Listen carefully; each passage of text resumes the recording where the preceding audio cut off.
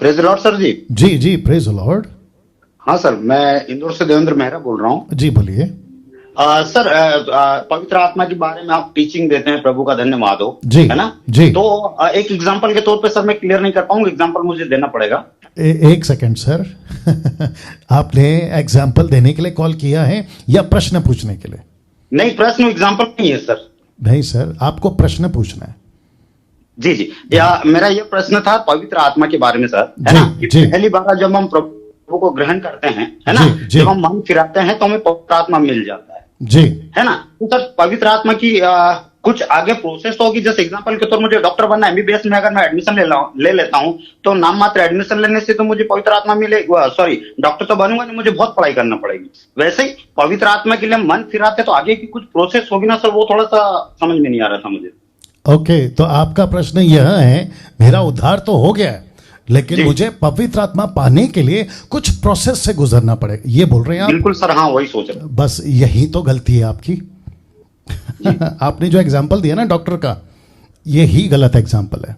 और जितने भी दर्शक 1650 के आसपास जितने भी दर्शक अभी देख रहे हैं, आपके दिमाग में एक बात को घुसा लीजिए कि सैल्वेशन, रोमियो किताब पहला अध्याय वचन 17, सैल्वेशन आपका हो चुका है, उसका किसी प्रकार का कोई प्रोसेस नहीं है प्रूफ करने का। बस एक ही प्रोसेस है और वो है विश्वास करो कि आपका उद्धार हो गया।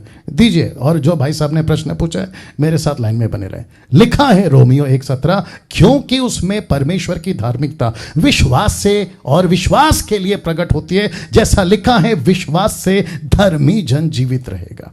ओके भाई साहब, आपने अभी कुछ सुना होगा, ठीक है? आगे सुनिए। दूसरा, आपने कहा, मैंने विश्वास को सैल्वेशन से इसलिए जोड़ा है क्योंकि सारा खेल विश्वास का है। यही तो लिखा है मरकुस 16:16, जो विश्वास करे बपतिस्मा ले उसी का उद्धार होगा।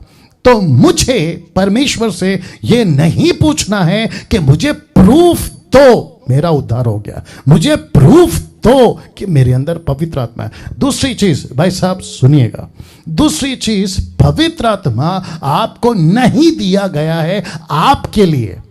आपने सुना भाई साहब? जी, पवित्र आत्मा नहीं दिया जाता है आपके लिए, पवित्र आत्मा आपको दिया जाता है सेवा के लिए।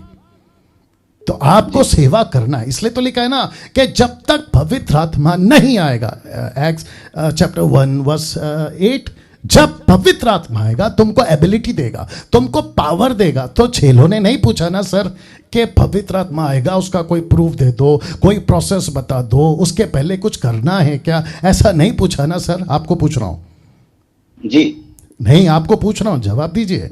ऐसा कोई प्रोसेस पूछे थे वो लोग?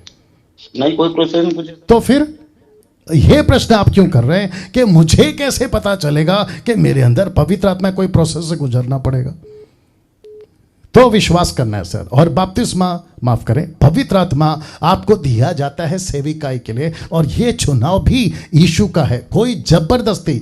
मैं किसी से बात कर रहा था, मैंने कहा कि 1 2 3 ऐसे बोलने से पवित्र आत्मा नीचे नहीं उतरता, ये कोई दूसरी आत्मा उतरती होगी, लेकिन 1 2 बोलने से पवित्र आत्मा नहीं उतरता। कोई अमेरिका वाला या ऑस्ट्रेलिया वाला विदेशी, काला, माफ करें, सफेद कोट वाला एक व्यक्ति कहता है टच टच टच, तो उसकी कॉपी आजकल बहुत सारे लोग कर रहे हैं, टच टच टच। तो टच बोलने से पवित्र आत्मा नहीं आता, मैं आपको प्रूफ कर दूंगा, वो बात अलग है। दूसरा, रुमाल घुमाने से, हाथ को लहराने से, हाथ ऊपर उठाकर अभी मैं 1 2 3 बोलूंगा और जोर से फूंक मारूंगा तो सब नीचे गिरेंगे, ऐसे करने से भी पवित्र आत्मा नहीं आता। पवित्र आत्मा यीशु की मर्जी से आता है, पवित्र आत्मा खुद की मर्जी से आता है और उस पर आता है जिसके द्वारा उसको अपनी सेविकाई कराना है। ओके जी, या I hope you got the answer.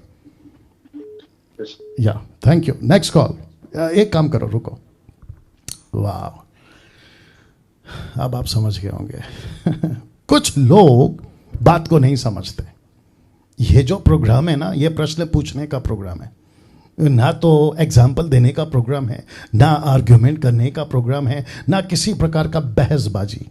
अगर बहस करने का इतना शौक है, डिबेट करने का इतना शौक है, आर्ग्यूमेंट करने का इतना शौक है, मेरे को तो नहीं है, वो बात आप जानते हैं, लेकिन जिसको भी है ना, तो जाके करो ना मुसलमानों से, जाके करो ना सनातन धर्म वालों से, राहुल आर्या से, अगर इतनी ताकत है तुम में। तो जितने भी लोग देखते हैं, क्योंकि मेरे को पता है कि ये जो प्रोग्राम है ना ये पीक पे है और आग लगा रहा है, मैं जानता हूँ। तो बहुत सारे लोग ऐसे भी हैं, इन भाई को नहीं बोल रहा हूँ, एक जनरल बात कर रहा हूँ, बहुत सारे ऐसे लोग हैं जो तिल मिला रहे हैं, उनको तकलीफ हो रही है कि यार ये कैसे कर जा रहा है। तो वापस कहता हूँ, मेरी वीडियो को देखकर आपको नहीं समझ में आता, उल्टा सीधा बकवास मत किया करो। जैसे मैं कल भी बता चुका हूँ कि दो तरह की भीड़ आपको देखती है, एक आपको सुनेगी, दूसरा आपको नहीं सुनेगी। तो जो नहीं सुनती है ना उसको कुछ कीड़ा काटता है। वो क्या करते हैं, मेरी फोटो डालेंगे, खुद का फोटो डालेंगे और ऐसा डाल देंगे मेरे अगेंस्ट में और बकते रहेंगे जो बकना है, और उसके चलते उनको लगता है कि वो डैनियल राज को सुधार देंगे। तो मैं आपको बता दूं, आप मेरे को नहीं सुधार पाओगे किसी भी लेवल पे, किसी भी कीमत पे। मेरे को ऑलरेडी किसी ने सुधारा है और वो है यीशु, और सुधार के यहाँ बिठाया आपके बीच में, या मसीह समाज के उन्नति के लिए। तो भैया अपनी कोशिश मत करो, थक जाओगे। वापस कहता हूँ थक जाओगे। अपनी पैसे, अपनी एनर्जी, आपका जो शूटिंग का जो खर्चा है उसको कर करके थक जाओगे। तो अपनी एनर्जी, अपना लाइफ और अपना ताकत सुसमाचार सुनाने में डालो, किसी को बचाने में डालो, मेरे पीछे मत डालो। और मुझे प्रभु प्यार कर रहा है वो काफ़ी हो गया, आप लोगों का अटेंशन नहीं चाहिए। सो इसका ख्याल रखें। तो वापस कहता हूँ, बी केयरफुल। आप जिसको कॉल करते हैं उसको 18 पता है तो 17 मत सिखाया करो जी।